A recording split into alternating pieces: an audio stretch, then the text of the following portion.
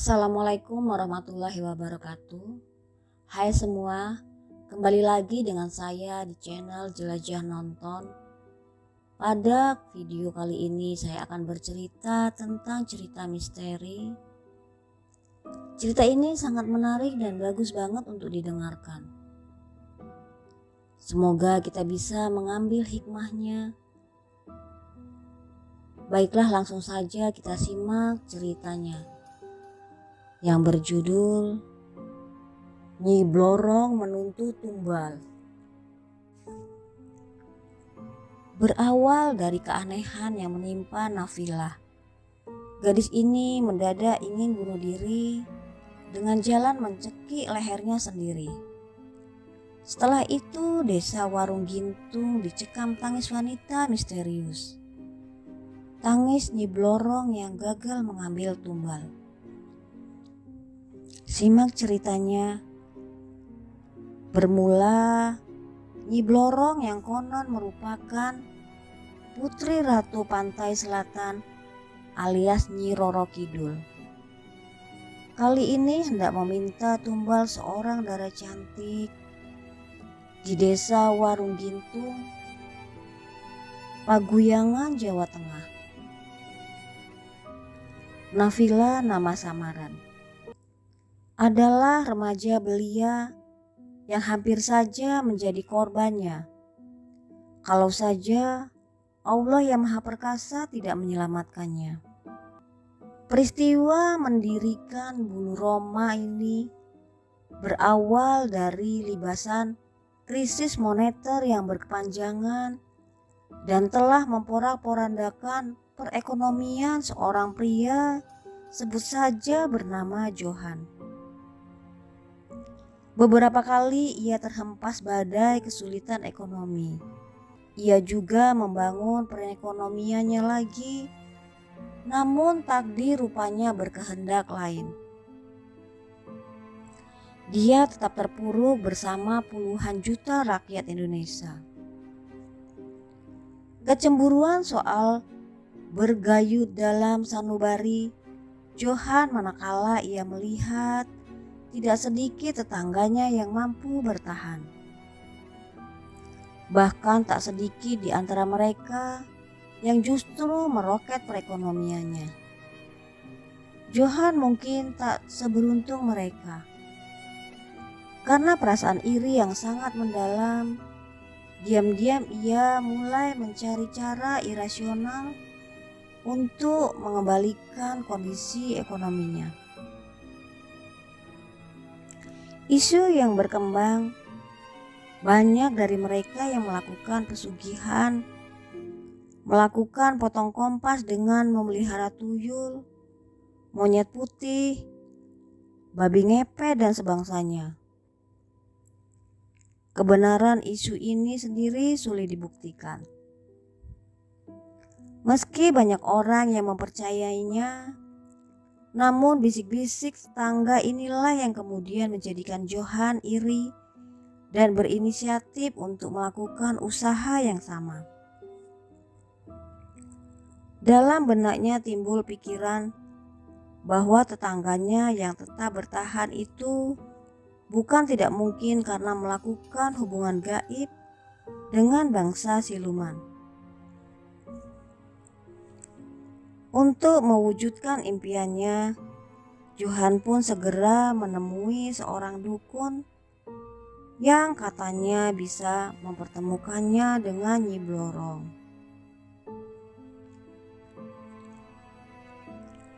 Ternyata ini bukan sekedar kabar isapan jempol. Lewat ritual yang sangat sulit diceritakan, Johan memang dapat berhubungan dengan wanita siluman yang disebut-sebut sebagai Ratu Para Ular itu. Dalam waktu singkat, kekayaannya yang semula ludes menggunung lagi. Namun demikian, Johan tidak menyadari kalau secara tidak langsung dirinya telah menjadi budak dari siluman perempuan itu. Hal ini baru ia sadari saat memasuki Agustus 1999 silam. Sesuai perjanjian tepatnya pada malam Selasa Kliwon, Johan harus menyerahkan seorang gadis cantik sebagai tumbal kekayaannya kepada Dewi Ular siluman itu.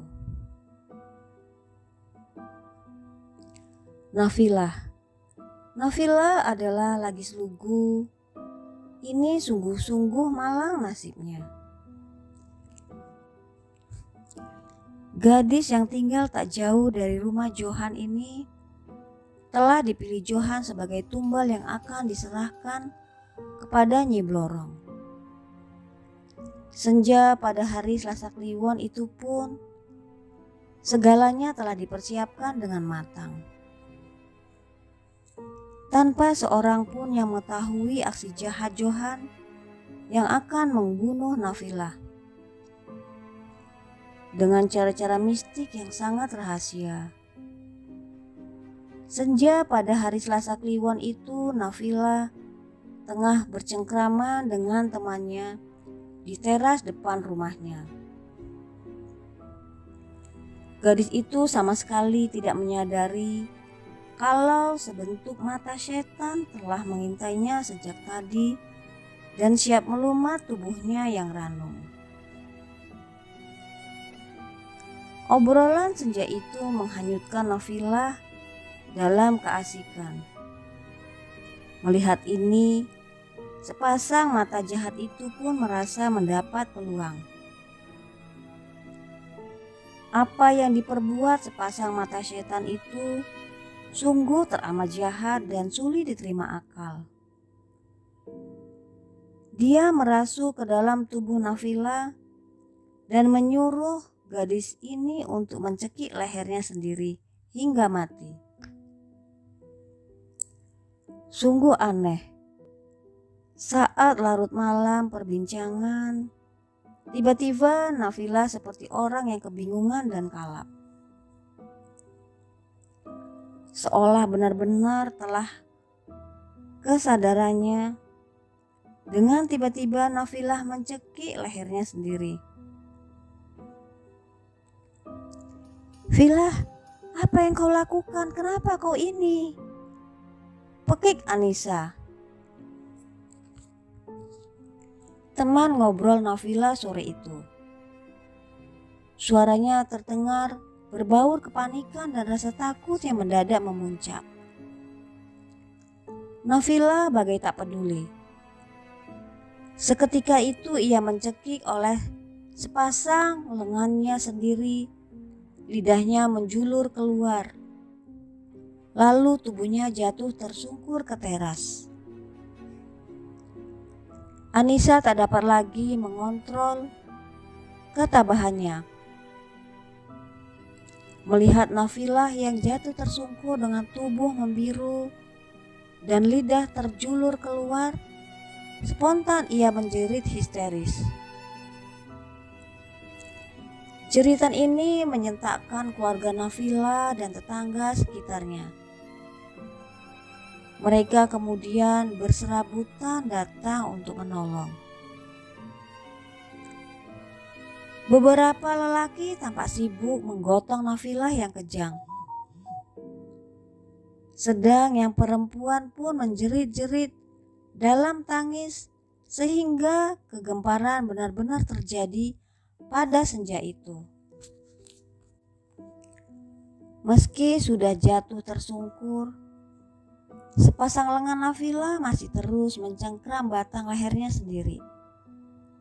Beberapa orang lelaki dewasa berusaha menarik kedua lengan itu sambil ada yang berteriak-teriak mencoba menyadarkan Nafila. Tapi gadis itu bagai tidak peduli.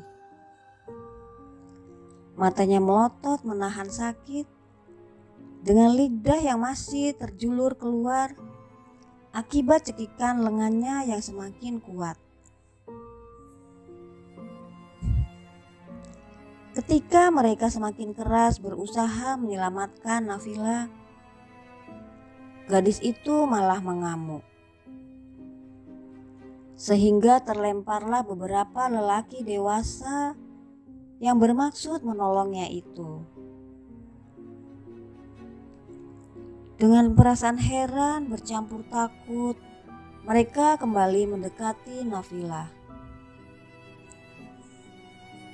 Tapi kemudian mereka dilemparkannya lagi. Dalam situasi yang demikian, seorang tua menyeruak hendak membantu menolongnya. Ironisnya, seseorang segera menahan dadanya dengan siku tangannya.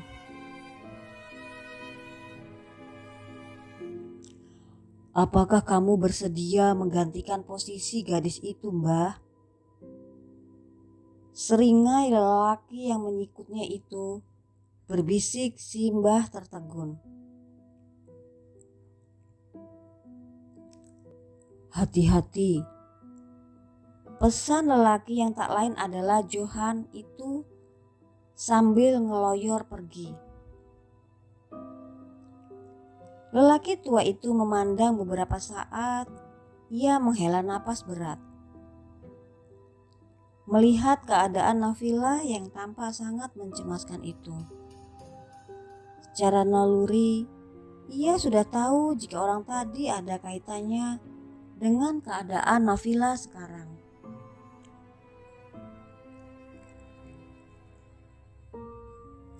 "Nyuwun suwun, minggir, minggir." Ihsan, salah satu warga desa Warung Gintung, yang tadi langsung lari memanggil orang pintar. Ketika melihat Nafilah tak mungkin tertolong oleh sembarangan orang. Datang menyeruak dengan membawa orang dimaksud. Orang-orang pun bergegas memberi jalan sehingga Ihsan dan Bayu, nama orang itu, leluasa sampai ke depan Nafilah yang masih terus berusaha bunuh diri. Meski kini telah berhasil dibaringkan di ranjang kamarnya, sementara gadis itu masih meronta-ronta dalam penjagaan puluhan lelaki. Bayu menghela nafas panjang melihatnya. "Tolong usahakan jangan sampai terlepas," pintanya pada orang-orang yang menjaga Nafilah kalau-kalau mengamuk lagi. Setelah itu Bayu menyuruh mereka untuk mendudukkan Nafilah dan menselonjorkan kedua belah kakinya. Lalu dia menyatukan kedua ibu jari kakinya dalam genggaman tangan kirinya. Sementara mulutnya tak henti melafalkan doa-doa khusus. Sejurus kemudian ia menarik nafas. Menahannya di bawah pusar, lalu ia menjeritkan kunci doa di dalam hatinya. Bersamaan tapak tangan kirinya melesat, menekankan pusar Nafilah. "Ah!" pekik Nafilah kesakitan. Terdengar jerit kesakitan melingking keluar dari raga gadis itu. Setelah itu keanehan terjadi. Di dalam ruangan tiba-tiba meluncur deras angin maha dahsyat, melabrak keluar pintu. Dar! Terdengar suara menggelegar. Orang-orang langsung tersentak kaget dan saling pandang dengan hati kecut. Sedang tubuh Nafilah terkulai pingsan. Tampaknya dia hendak menjadi tumbal Nyi Blorong, jelas Bayu ketika Ihsan mencoba mengorek apa yang barusan menimpa darah manis itu. Walaupun Bayu menjawabnya dengan berbisik, tapi kemudian tiba-tiba saja isu tumbal Nyi Blorong itu tersebar ke warga. Maka gemparlah desa yang terletak di perbatasan Kecamatan Bumi Ayu dan Kecamatan Paguyangan, Jawa Tengah itu. Nafila berhasil diselamatkan. Namun, sejak kejadian yang menimpanya, kala malam tiba semua warga dicekam ketakutan. Karena kemudian kerap terdengar tangis perempuan yang menggigitkan bulu kuduk.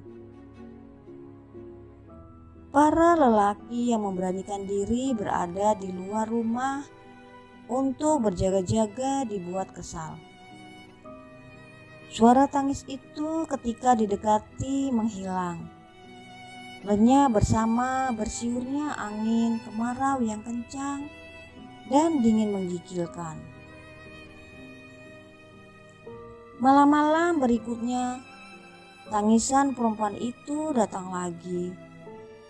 Tapi lagi-lagi, ketika hendak ditangkap basah, buru-buru lenyap, bagaikan sembunyi dalam kegelapan perut bumi. Kemana perginya perempuan yang menangis memilukan hati dan mendirikan bulu kudu itu? Kita harus bagaimana sebaiknya, Kang? Tanya seorang warga pada ketua RT setempat dengan wajah kesal. Tetaplah harus berjaga-jaga, kita berdoa mudah-mudahan saja tangisan itu tidak lain sebagai tangisan setan Nyi Blorong yang telah dikalahkan oleh orang pintar itu kemarin. Jawab Pak RT. Apa memang betul itu pekerjaan Nyi Blorong, Kang? Tanya si warga bergidik. Entahlah, aku bukan orang pintar. Kebenaran sulit dibuktikan, ucap Pak RT. Sementara malam itu tambah larut.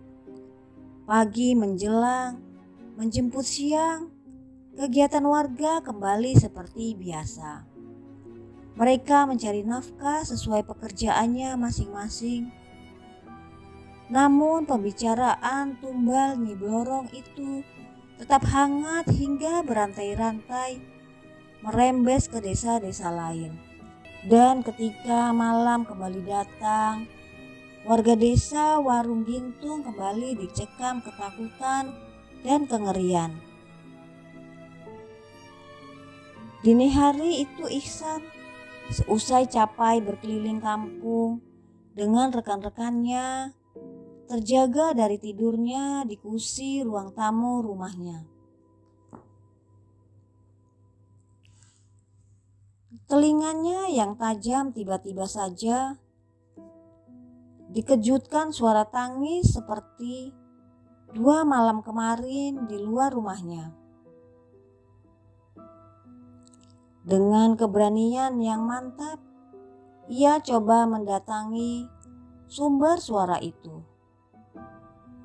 Tapi ia hanya menjadi kesal ketika hanya mendapatkan desir angin dingin dan kegelapan dini hari. Lantas ia kembali menutup pintu rumahnya menuju dapur. Ketika ia teringat harus membuat dagangan kue untuk esok hari seperti biasanya. Ketika Pak Iksan berada di dapur, beberapa kali ia menengok kaget ke belakang. Ia merasa ada sepasang mata yang tengah mengawasi gerak-geriknya. Tapi ia berusaha membunuh perasaan itu. Dan anehnya, ketika ia tengah berjongkok menghadap ke tungku masaknya, tiba-tiba datang angin maha kencang, hendak melumat tubuhnya. Namun sebelum tubuhnya menjadi korban angin ganas yang entah dari mana datangnya itu, seolah sebuah tangan gaib menariknya dan melemparkannya keluar dapur. Ihsan selamat dan hanya luka-luka kecil. Ia bersyukur walaupun kemudian tahu dapurnya menjadi porak-poranda. Mendengar kegaduhan itu, beberapa tetangganya segera memburunya. Sebentar saja sudah banyak orang yang telah mengerumuni untuk menolong Ihsan dan melihat dapurnya yang dipenuhi keheranan. Lalu berubah menjadi kengerian yang luar biasa. Aku kira orang yang nyupang itu dendam padaku dan hendak menjadikanku sebagai ganti tumbal Nafilah yang gagal gara-gara memanggilmu kemarin, Yu. Cetus Ihsan pada Bayu. Di rumah orang pintar itu di bumi ayu dengan wajah ngeri. Bayu tersenyum. Jangan cemas, aku telah mengusirnya dari desamu. Untuk jaga-jaga sekeliling rumahmu, aku akan taburi tanah petir ini. Ihsan menghela nafas lega. Kira-kira apa yang akan dilakukannya lagi ya setelah gagal mendapat wadal, Yu? Tanya Ihsan setelah meminum air putih dari rekannya yang paranormal itu. Mungkin ada perjanjian baru antara meminta pesugihan itu dengannya memberi pesugihan. Tapi aku berharap dia segera sadar dan bertobat kepada Allah, kembali ke jalan yang diridhoinya. Kira Bayu berharap.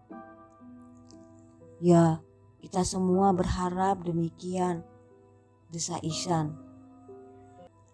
Untuk sementara, kita berdua saja yang tahu siapa cupangnya. Kalau dia kembali hendak mengambil tumbal, terpaksa kita gunakan kekerasan. Kita sebarluaskan pada orang-orang kalau dia dalangnya. Kecuali kalau dia dan istri serta anak-anaknya sendiri yang menjadi tumbalnya. Lanjutnya. Mudah-mudahan itu tidak akan pernah terjadi. Zaman sekarang masalah sepele saja bisa terjadi besar. Usaha kita setelah mencegah, jangan sampai dia kembali menjadi budaknya Nyi Blorong. Bahkan dengan tumbal dirinya atau keluarganya sekalipun. Tentu saja kita mulai dengan pendekatan mawadah warahmah. Timpal Bayu mengingatkan. Ihsan mengangguk-angguk mengerti. Dan ia berjanji tidak akan membocorkan hal ini kepada orang lain. Tak ada lagi teror tangis perempuan di desa Warung Gintung. Tapi mungkin keanehan akan terjadi lagi.